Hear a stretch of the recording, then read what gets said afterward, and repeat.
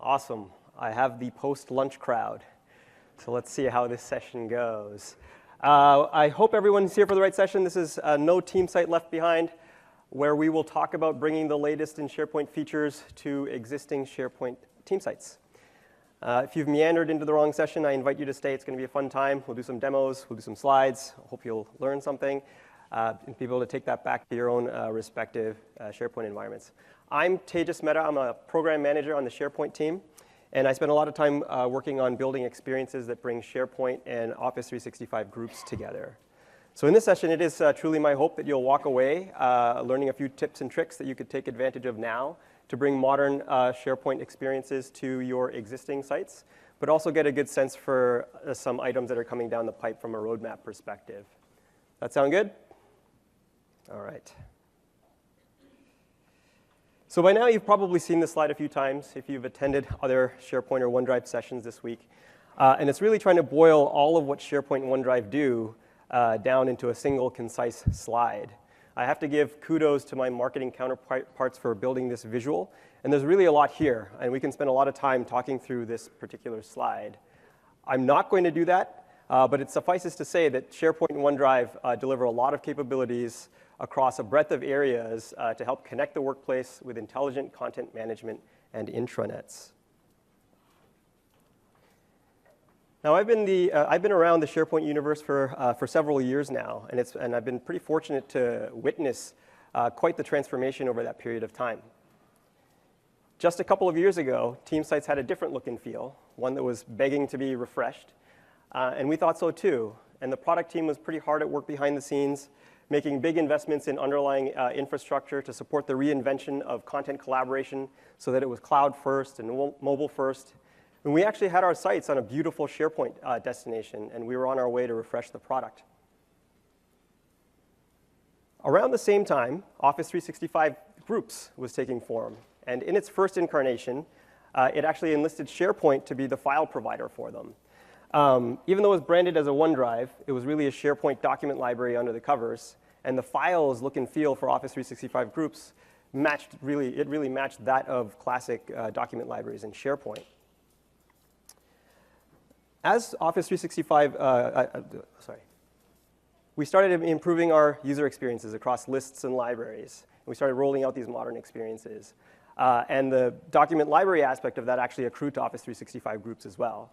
And as Office 365 Groups began to proliferate, we got a lot of feedback from our customers saying, hey, you're forcing me to choose between standalone SharePoint team sites and Office 365 Groups. Why can't you just give us a full site for every group? And that put us down exactly that path. And late last year, we actually did roll out the ability, the feature where every Office 365 group got the full collaborative power of a SharePoint team site. And then we continued to iterate on new features for SharePoint. We added modern experiences for page authoring and news. And that brought us to a point earlier this year where we did the reverse, where not only did every group get a SharePoint team site, but every team site that you created also gave you a connection to an Office 365 group. So that brings us to where we are today. But we have to acknowledge the universe of existing classic team sites. There are millions, literally millions of those today in the service in SharePoint Online, and they power collaboration for millions of teams, and they house a ton of content and a ton of data. And given all of the modernization and group integration work that we've done over the past couple of years, you might be wondering if you're out of luck if you want to take advantage of some of those in your existing sites. And there's a lot of inertia here. You don't necessarily want to migrate all of your SharePoint properties to new sites. It could be a taxing and expensive proposition and quite time-consuming as well. Or you might have explicitly turned off some modern experiences or fall back to classic experiences because certain features aren't supported or weren't supported yet in the modern experience. But in this session, I'm going to show you that you can add modern experiences to your existing sites and take advantage of some of these today and some that are coming pretty soon so that you can see those in your environments as well. So for the rest of the session, I've kind of split it into three parts. Part one is really around using modern experiences in your existing sites without having to connect to an Office 365 group. So I'll do a little bit of demo and show how you can take advantage of modern lists and library experiences in your existing team sites, modern pages, and news. And then we'll switch gears, and we'll talk about the actual connection of your existing team sites to new Office 365 groups. And we'll spend a little bit of time talking about the underlying mechanics of how that works. Oops. And then finally, part 3, I'll do a little bit of demo and talk about some of the cross-group integration work that's taking place. And I'll demo some interesting features that you're going to be seeing in Microsoft Teams and Planner as well. That marks a good segue into the first demo.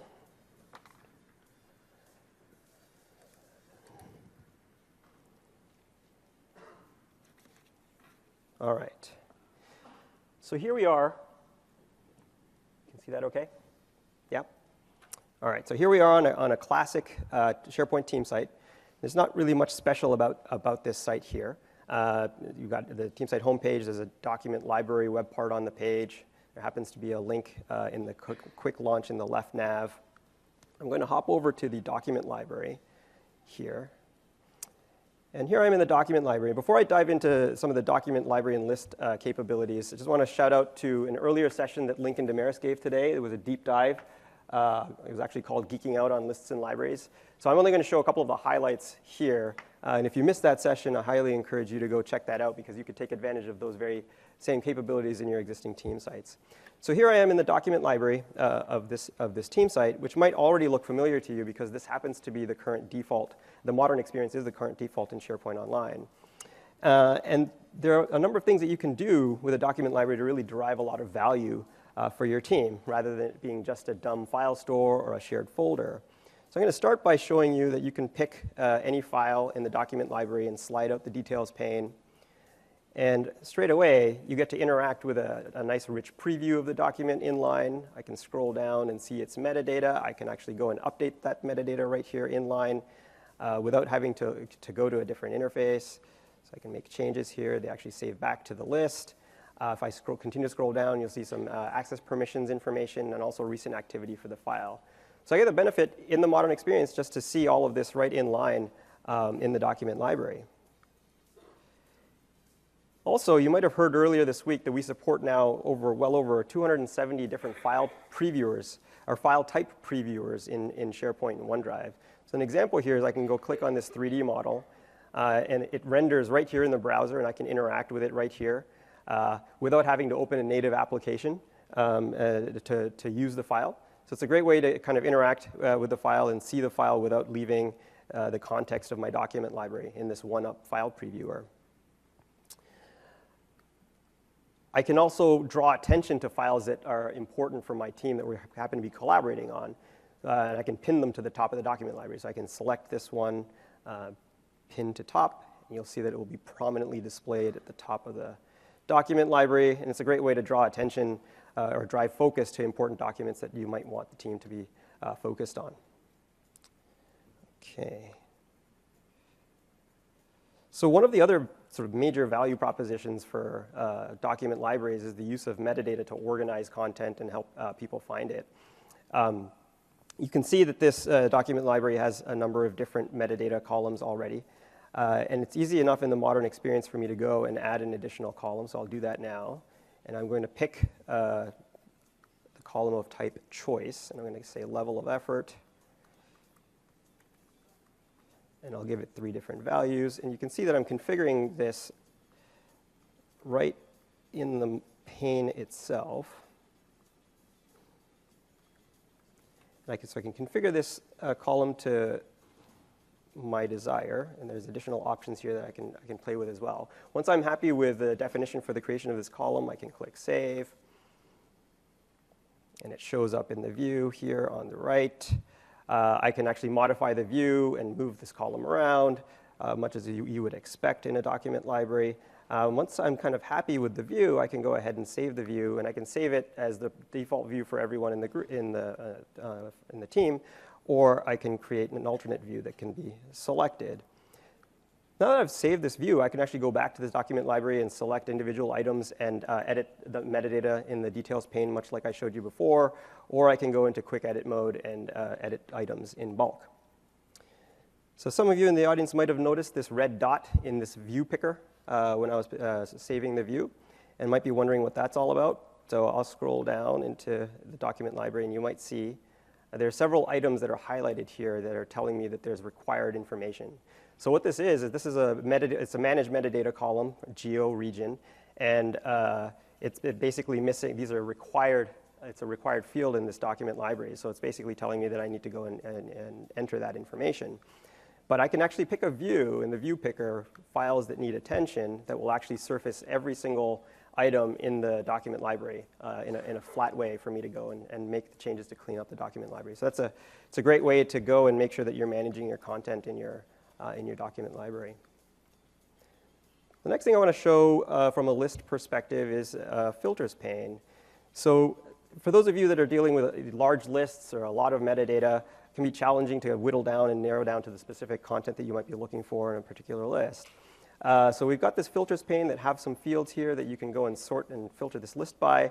And some of you might have been reliant on metadata-based navigation that sort of sent you to the classic experience. I'm going to show you here that this is a managed metadata field, and I'm going to go and pin this column to the filters pane. And it shows up here in the filters pane itself. And without having to fall back to classic, I basically have the ability to drive down to all of the files that meet my specific criteria. So no more falling back to classic for that. So you can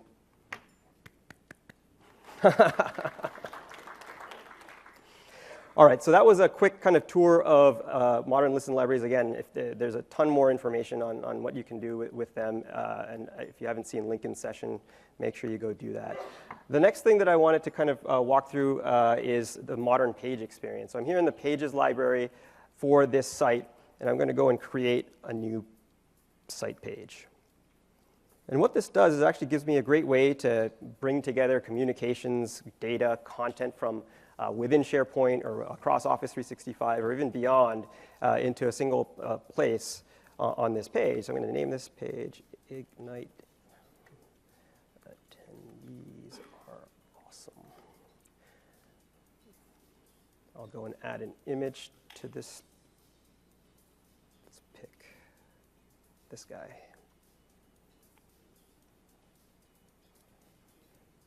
So I'm just picking an image that will show up in the banner. I can select the focus for this particular image. But now I have a blank canvas at my disposal to really bring together the content that I want for this page. Let me scroll down a little bit here. So I'm going to click on the plus button here, which gives me basically a toolkit of various web parts and connectors. And this is kind of a growing list of assets that you'll see that grows over time.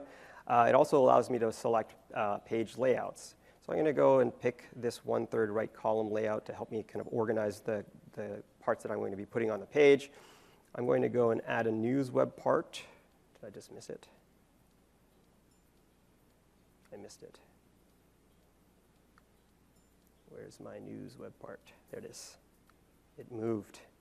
All right, so news is a great way to aggregate announcements and other information that you want to disseminate to your team, and you can put that web part straight on the page. On the right-hand side, I'm going to put the quick links web part, and it's a great way to add kind of a set of curated links to the page. I'm going to go and copy this link to a page in the site, and I will paste that right in here.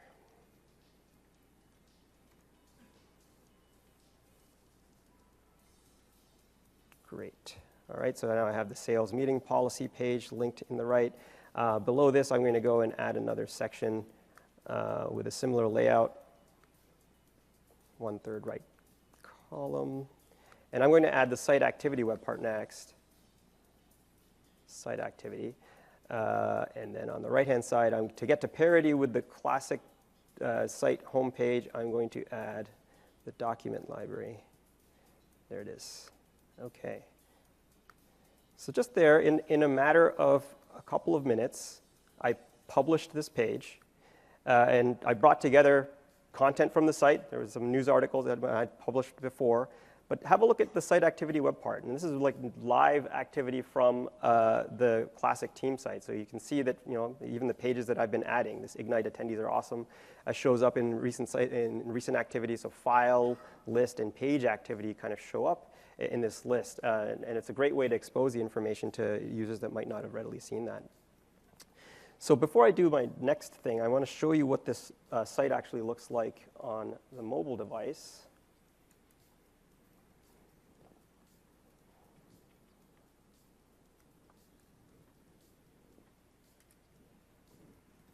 Okay, so Field Reps Global, that's the site that I'm on. If I was to navigate to the home page, you basically get a web rendering of the web page. It doesn't look terrible, but it's not great. It's not like a sort of a native experience here in iOS. So if I was to flip back to the web for a moment and go to the Pages library and set this particular page as the home page, this page is now the home page, and I'll flip back to the mobile browser. So let me X out of this one. If I was to go click on home, after a moment, hopefully, you get to see basically a native rendering of Modern Pages. So Modern Pages in the mobile apps across iOS and Android allow you to really consume the content from SharePoint Pages directly in the mobile app in this way. So even the web parts look really nice. The document library is here as well, and you can sort of look around at the document library. So everything kind of renders really nicely. So I just want to highlight that mobile view is really great when you start bringing modern page experiences to your existing team sites.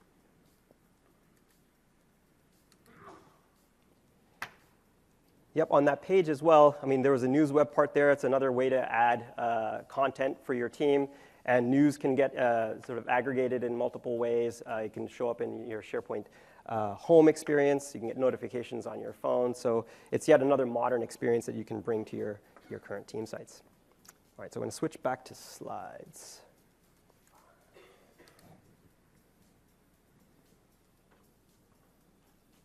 All right, so in this part, we're going to talk about Office 365 groups and group connection. I'd like to take a minute to talk about SharePoint in the context of Office 365 groups. Office 365 groups is really a membership service, and it provides a single identity for teams across Office applications and services. And irrespective of the collaboration tool that's being used in the suite, whether it's Outlook or Teams or Yammer or Planner, SharePoint is its content backbone. It's serving up the file experiences, lists, pages, and news to these experiences. And one of the key benefits of having a shared group entity that federates resources across the suite is the ability to manage them at scale. And it's worth spending a couple of minutes just talking about these benefits. Here are a few examples of management features that apply to all applications in the group. First is permissions. You can actually specify who can create Office 365 groups in your organization. That capability is available now. Second is naming policy. So you can specify strings for prefixes and or suffixes for group names that are either fixed or tied to an Active Directory attribute. You can also define custom banned words from group names. And this feature is currently in the process of being rolled out.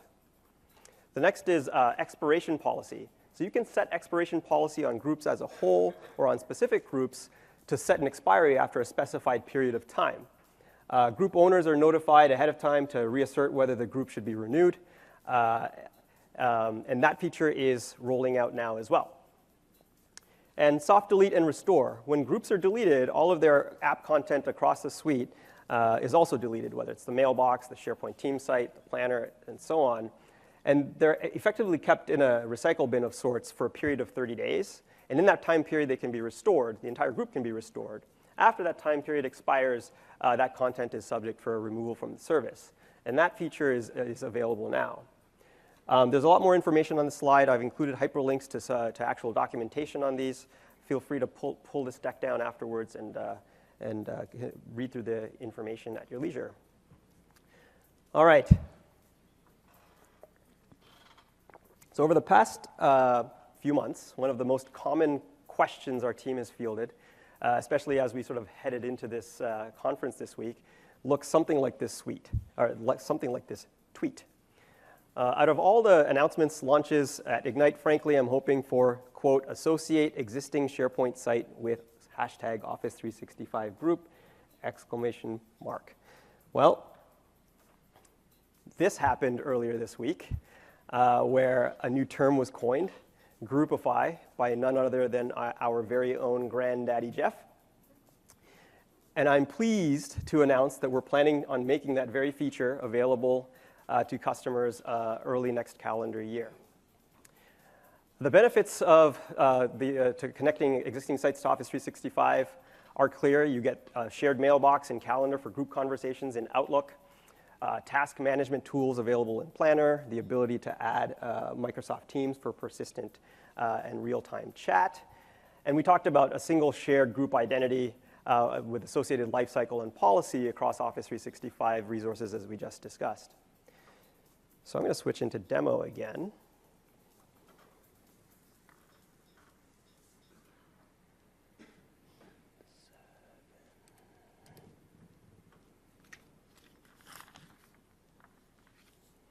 Okay, here I am back on the classic team site that we were just working with.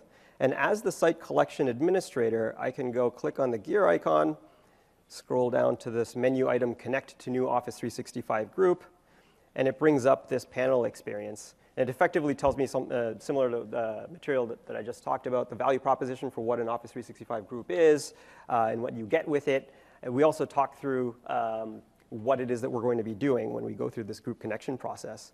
I click on Let's Get Started, and you're presented with a panel where you enter group metadata. And we intelligently populate this panel with information that we pull from the SharePoint team site. So the group name we map to the SharePoint site name, Field Reps Global. I can change the email address for the group because now we're going to get an Exchange mailbox for this group.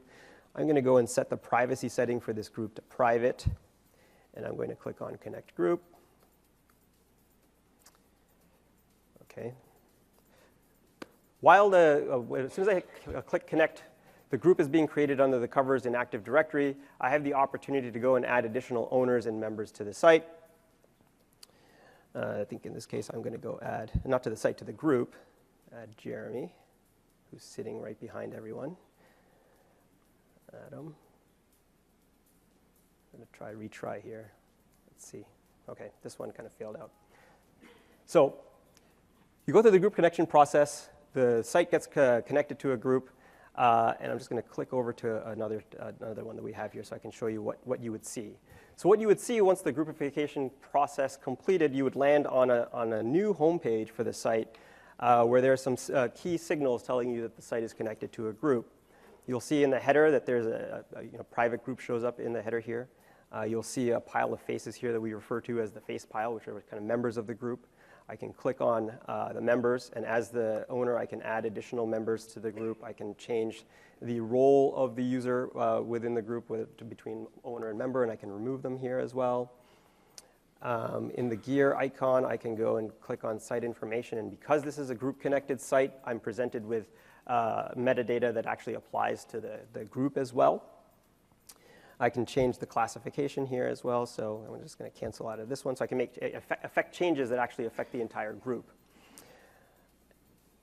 If you look at the left nav, you'll see that there's conversations now, and that's a link that takes you to the group's email box in Exchange. And the left nav is also an intelligent nav control, where if I go and click plus and I want to add additional resources, it's smart enough to pick out all of the group resources that are available in the group today. So you'll see conversations, which is already there, but calendar, planner, and in this case, this particular site has a team associated with it. All right, so as we're talking about navigation, I quickly wanted to show you one other thing that we're working on integrating is the group card. So you might have seen the people card in various experiences across Office 365 today, and the group card is the analog for groups, where you get to interact with various group information. There are navigation links to various workloads or resources for the group. The group members are available for you to see here as well. So that's kind of a lap around the group connection process. I'm going to switch back into my presentation.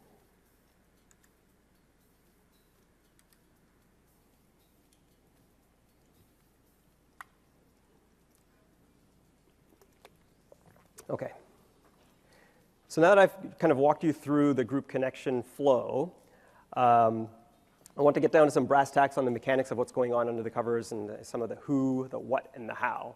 So the first question is, who can connect team sites to new Office 365 groups? Well, the answer to that question is users must be site collection administrators to initiate the group connection process. What types of sites can be connected? And there are two criteria here. The first is they need to be team sites with the STS-0 template.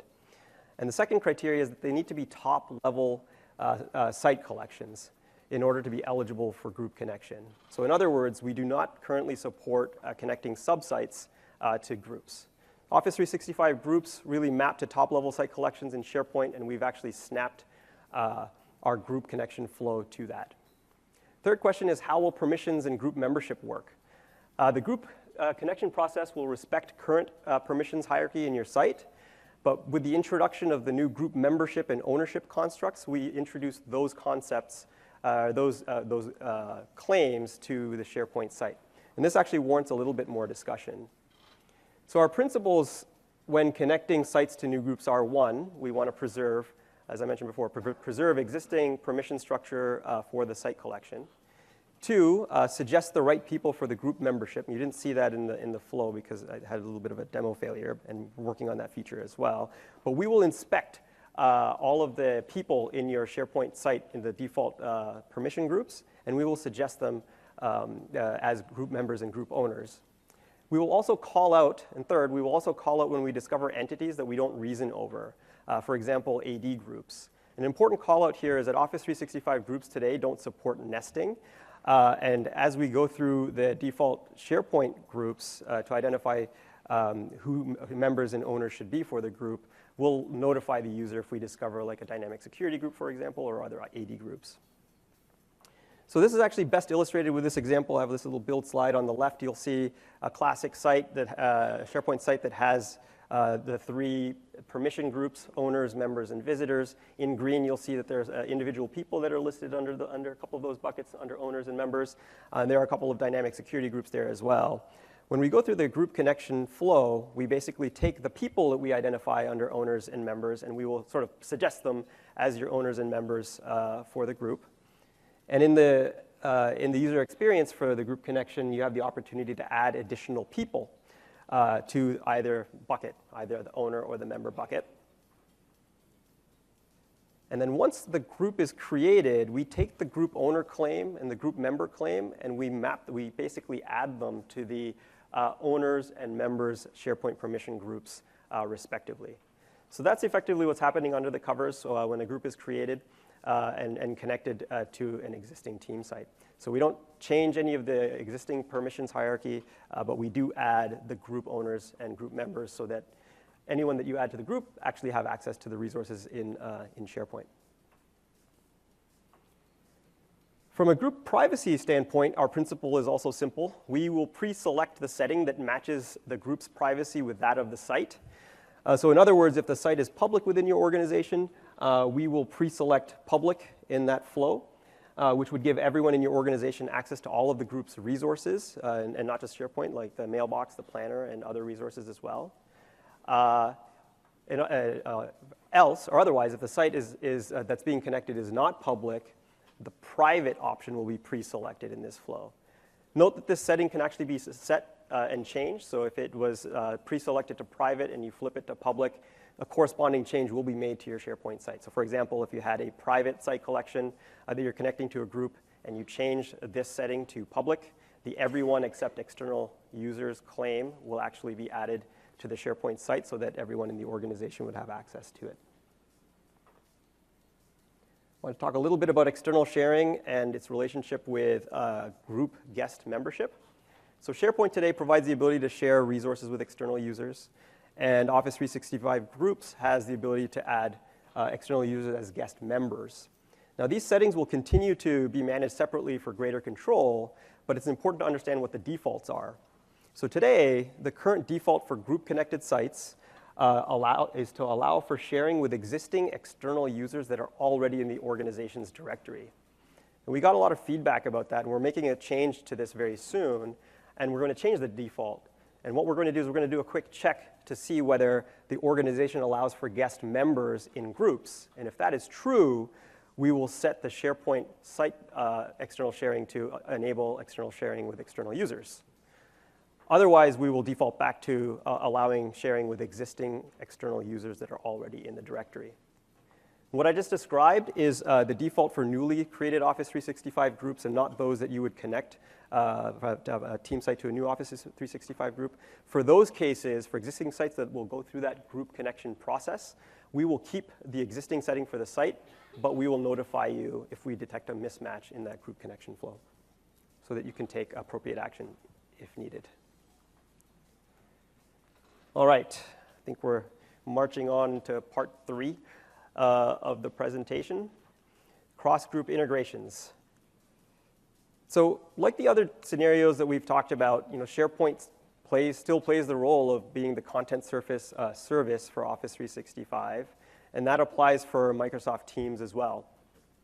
We're working very closely with the Microsoft Teams team on great cross-app integration, and I'm going to show you a couple of demos here and some examples of how you can keep abreast of content, data, and news from SharePoint directly in Teams, and there's going to be much more to come.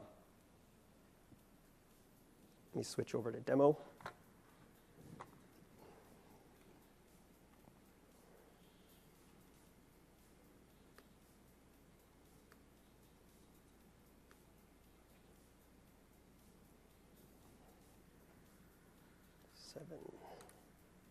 All right. So I'm connected. I'm here on the home page of a team site that happens to have a team connected to it. I'm going to basically scroll down this page, and you'll see that this is looks very similar to the page that we had constructed earlier. There's a news web part up top with some news items here. As I scroll down, you'll see, oh, what's this? This is a planner web part. So this is another one of those cross-app integration pieces of work that our partner planner team is working on. So I can actually go and edit this page and interact with that web part itself. I can edit the view. A quick detour here. Put in chart mode so you get a nice view of the plan here in a chart view. I'll go publish this. So I have that planner view web part on the page. If I scroll down, you see the site activity. But if I continue to scroll down, there's another web part that you might not have seen before. It's the Microsoft Forms web part.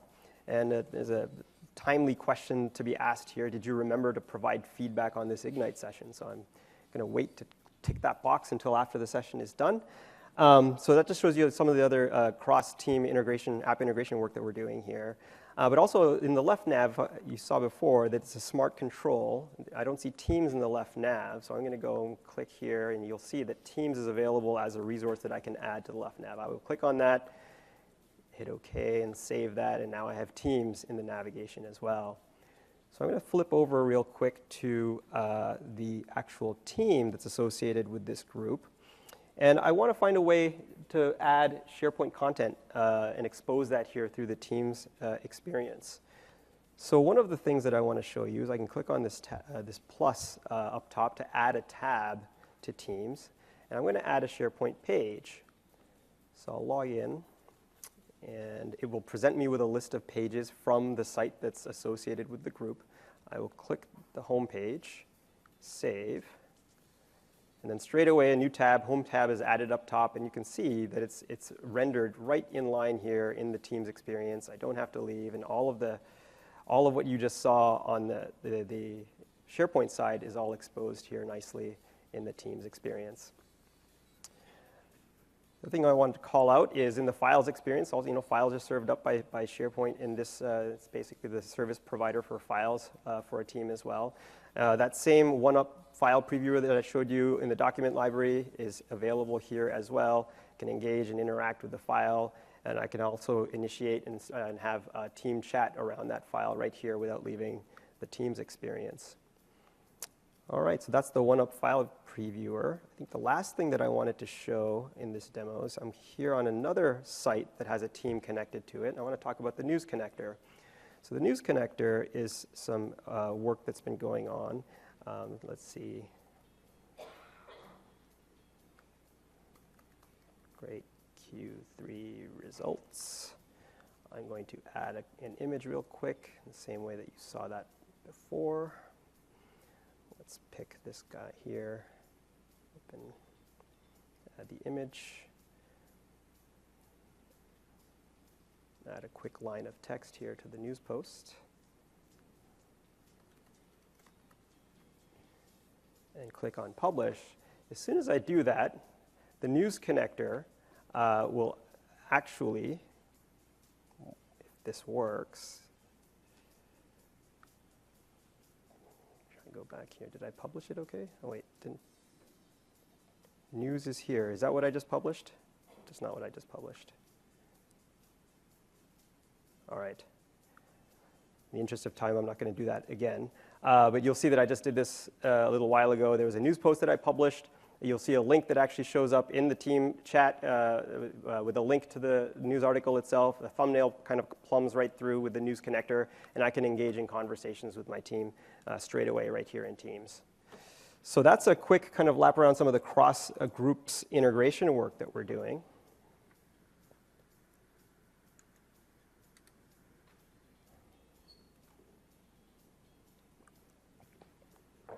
All right, so I just wanted to switch and talk about roadmap. You saw a lot in this session, and just wanted to call out when some of these features are coming. Some of the features are available today, and you can take advantage of in your existing environments.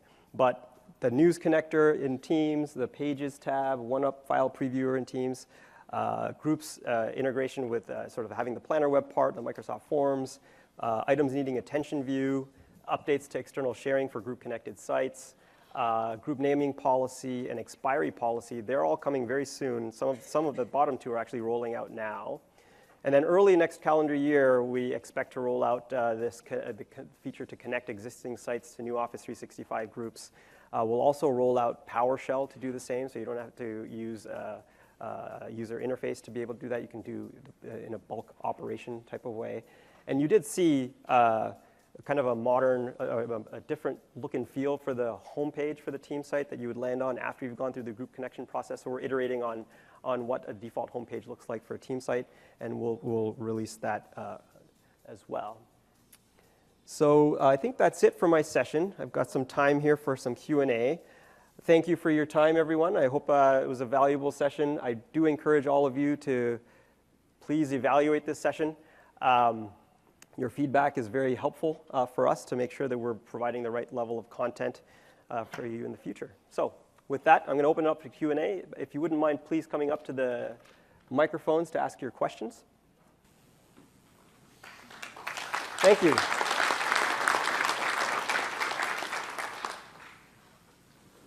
Go ahead. Hi, what's the future for site mailboxes, moving them to groups?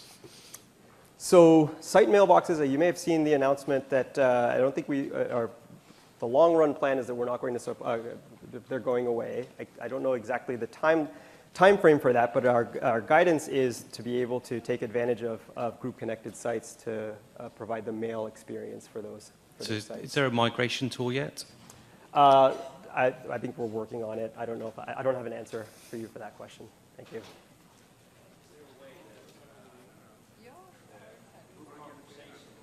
You know, the email conversations are going to be more integrated into the site itself, because what we often notice as customers when they click conversations are like, Going well, the hell am I now? Experience. Yeah. That's right. So yeah, absolutely. So there are a couple of work items on our backlog. One is to bring sort of conversations as a web part that you would see on the SharePoint page that you could deploy. You saw site activity today. That web part shows you file, list, and page activity. But we're also going to be looking to have that play the role of delve for your group. So we'll start to surface activity that's taking place outside the context of SharePoint, which includes recent conversations and relevant conversations. Oh, good to hear. Well. Thanks. Good presentation. Sorry, I think I saw you had your hand up for most of the session. I apologize for not taking your question during the... No worries. So based on what I'm seeing with the whole Groupify concept, Sure. It's creating a new group. I couldn't, based on what I'm seeing, connect an existing team site to an existing group. That is correct. This feature is intended to connect existing team sites to new Office 365 groups. Now, that being said, we are thinking about ways that we could make available for customers to figure out a way to effectively swap out a site from under a that group. is a question that I get from customers all the time. Yep. I have a team site, Yep. but I'm also starting to use groups and teams, and Yep. how do I? We've gotten that feedback, and it's definitely something that we're looking at providing. Okay, very good. Thank you. Mm-hmm. Hi. When you say team sites are using that literally, is it publishing sites as well? No, it is just team sites. So I said, I think the template that we support today is STS pound 0, but I'm looking for feedback to see if there are scenarios that you would like to see, other sort of site templates that you would want to see a group connection for. So I'm hearing publishing site. Yeah, it would be an important well, we one or use it a interesting one lot. for you. It allowed for more flexibility with the pages. So Got it. We use publisher. Thanks. All right, thanks. Yeah, I've seen the files in attention view in several demos so far. Yeah. Really happy with it. Question is are they going to be able to make it where there's a quick edit button? If you've got 50 files in attention, you're doing one at a time, quite taxing. Be able to have a quick edit to just be able to go through. I want to nod. Yeah, so I think it was in the session this morning. So there was a way to basically grab select a set of items in a list and then bulk edit those in a modern way. Okay, Yeah. okay. Yeah, calendar, when you create a new group, it indicated that it's creating a new calendar. So there's no way to integrate if if team site already has extensively used a calendar. That's right. So the team site calendar is a different construct. It's actually a list under the covers. And when we create a group, we're actually creating a group mailbox in Exchange. And the best place for calendaring happens to be Exchange. So that's where the net new Okay. capability is going to be. So you basically just migrate the events over I think to that the would, new yeah. one. So I didn't show, but we have some pretty neat web parts that you could add to the page with like events and Right. calendar as well. So Okay, thank you. go ahead. Oh, Hi. So all of our notional teams today are subsites in one site collection. yep. Which I understand we can't groupify. So what do we do? Do we have to migrate each of those to its own So- site collection? Yeah, my guidance would be today's guidance would be if you want to take advantage of the feature that you would need to promote those subsites to top-level site collections. And there are various third-party migration tools that can help with that, and our team is actually working with a number of those too to make that process a little simpler. Okay, thanks. Yeah. Any other questions? I'll hang out here for a little bit if you want to have some one-on-one chat time. But again, thanks once again. Please evaluate the session.